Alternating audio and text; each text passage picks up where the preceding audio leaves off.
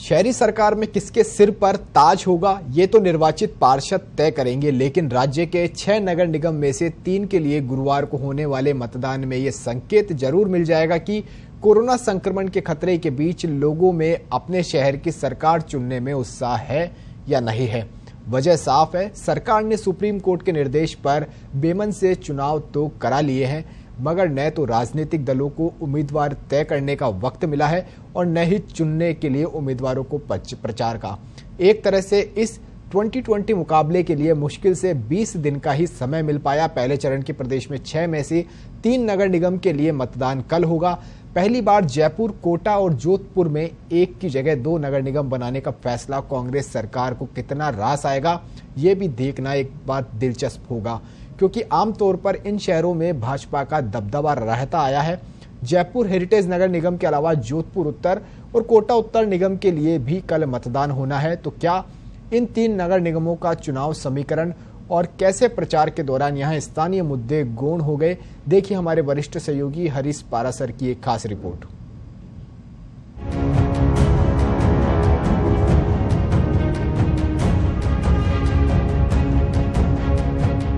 नगर निगम चुनाव की पहली अग्नि परीक्षा गुरुवार को उस वक्त होगी जब सुबह 7:30 बजे से मतदाता प्रत्याशियों के भाग्य का फैसला करने के लिए घर से निकलेगा। निगम चुनाव के इतिहास में ये पहली बार है जब जयपुर, कोटा और जोधपुर नगर निगम को 2 हिस्सों में बांटा गया है। लिहाजा 3 निगमों जयपुर हेरिटेज, कोटा उत्तर और जोधपुर उत्तर में गुरुवार को मतदान होगा, जबकि 3 अन्य जयपुर ग्रेटर, कोटा दक्षिण और जोधपुर दक्षिण में रविवार को वोट डाले जाएंगे। दोनों प्रमुख राजनीतिक दलों के दिग्गज नेताओं की प्रतिष्ठा पहले चरण के 3 नगर निगमों के चुनाव से जुड़ी है।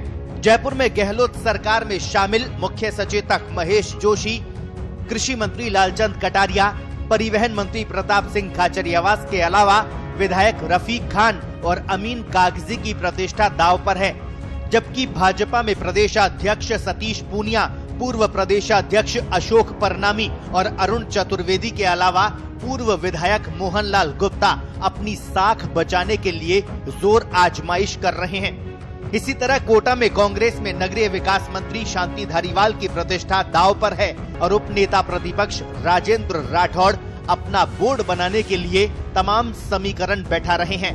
वहीं जोधपुर में खुद मुख्यमंत्री अशोक गहलोत और केंद्रीय मंत्री गजेंद्र सिंह शेखावत की प्रतिष्ठा इन चुनावों से जुड़ी हुई है। नगर निगम चुनाव में यूं तो बड़े नेताओं ने खुद को प्रचार से दूर ही रखा है, लेकिन महापौर कौन बनेगा ये तय करने में इन नेताओं की अहम भूमिका रहने वाली है। जयपुर समेत 2 अन्य शहरों में 2-2 नगर निगम बनाने के लिए कांग्रेस पर राजनीतिक फायदा लेने का आरोप लगता रहा है। विपक्ष का ये भी आरोप है कि वार्डों का परिसीमन भी कांग्रेस सरकार ने अपना फायदा नुकसान देखते हुए किया है, जबकि कांग्रेस सरकार इससे विकास कार्य में सुगमता होने का दावा कर रही है। जयपुर हेरिटेज समेत दूसरे नगर निगमों के बारे में कांग्रेस और भाजपा दोनों ने ही नए चेहरों को प्राथमिकता दी है। हाँ, कुछ पुराने पार्षद खुद के बजाय अपने नाते रिश्तेदारों को भी टिकट दिलाने में कामयाब हुए हैं। आरक्षण की वजह से कई वार्ड में अब नए चेहरों को टिकट देना दोनों ही दलों की मजबूरी बन गया है। जयपुर में तो पहली बार कुल 250 वार्ड हो गए हैं, इनमें से 100 जयपुर हेरिटेज नगर निगम के हैं। ऐसे में टिकटों की मारामारी खूब हुई है। टिकट नहीं मिलने पर दोनों ही दलों में बागी भी कम नहीं है।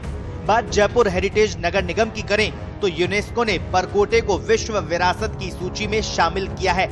ऐसे में परकोटे को संरक्षित रखना भी बड़ी चुनौती है, लेकिन लंबे समय से ये शिकायत है कि विश्व विरासत सूची में आने के बाद भी अवैध निर्माण खूब हो रहे हैं। परकोटे की गंदी और सकरी गलियों की सफाई तो बरसों से नहीं हुई है। रही सही कसर ठेके पे सफाई व्यवस्था ने पूरी कर दी।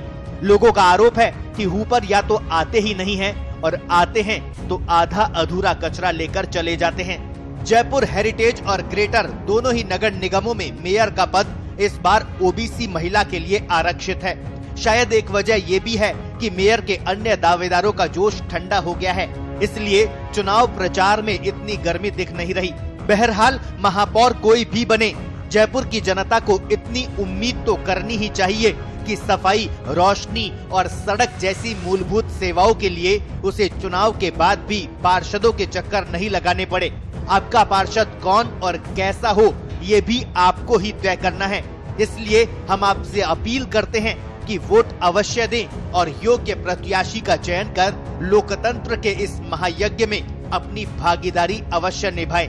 पत्रिका टीवी के लिए जयपुर से हरीश पाराशर की रिपोर्ट।